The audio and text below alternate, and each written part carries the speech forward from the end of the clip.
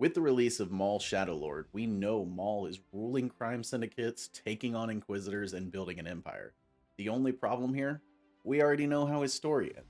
By the time we find Maul in Rebels, he's a broken hermit hiding in the ruins of a Sith temple. To go from the peak Maul that we see now to the disheveled being we see on Malachor, some things have to seriously go wrong for him. Today, we're going to be looking at 5 massive questions Shadowlord has to address before we reach the Rebels era. Welcome to XPLore. Question number 1. The origins of the Cane Saber. In Rebels, Maul isn't using his traditional double blade saber we're used to seeing him with. He's using a modified Inquisitor lightsaber hidden inside of a walking cane. We've seen from trailers that Maul will be taking on some Inquisitors in this show. Does he take an Inquisitor blade as a trophy? Is his lightsaber destroyed? Perhaps we eventually come across an Inquisitor that Maul sees as an equal, fighting multiple times, and then claims their lightsaber once they're defeated 3 seasons down the line. Regardless of how it comes about, fans are expecting to see this lightsaber eventually. Question number 2 is the Vader trauma. Maul directly tells Ezra Bridger, I cannot defeat Vader alone. He doesn't say I don't think, he says it as if he knows. This heavily implies that they've already crossed paths somewhere in the timeline. One key thing to remember from Maul Shadowlord, this is only 1 year after Order 66. Vader is still adjusting to his suit. He is extremely powerful, but he may not quite be the fully polished machine we see in A New Hope.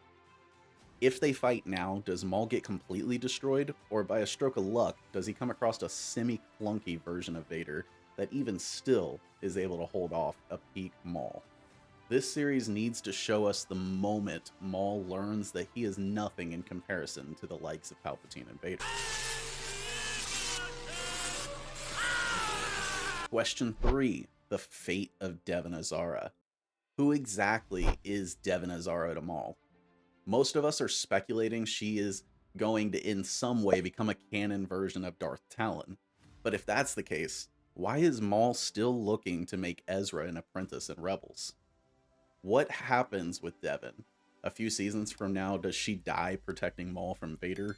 Does she maybe fail her Sith training and find her way back to the light side? Perhaps she becomes a gray Jedi, walking the line between light and dark.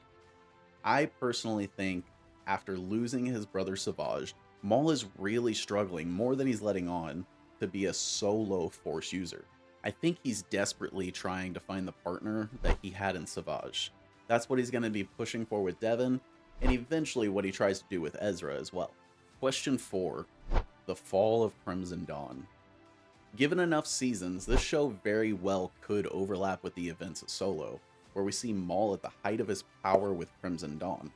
At the face of the organization, we find Kira, who reports directly to him. How, between the events of Solo and Rebels, does this massive criminal organization just vanish? How do we go from a guy who runs Crimson Dawn to a guy that's hiding out in a cave? We need to see if the Empire, or perhaps Vader himself, is responsible for the destruction of Crimson Dawn. Could Kira have betrayed Maul in an attempt to garner more power for herself? We've seen that before in Solo. Somehow, this show needs to tie in and close the questions around Crimson Dawn. Question 5. The Kenobi Obsession. Maul's hatred for Obi-Wan Kenobi is quite literally the only reason he's still alive at this point. When we find Maul in Shadowlord, his focus seems to be solely on building his new criminal empire. Has he simply assumed Obi-Wan died in Order 66? I regret to report that both our Jedi Order and the Republic have fallen.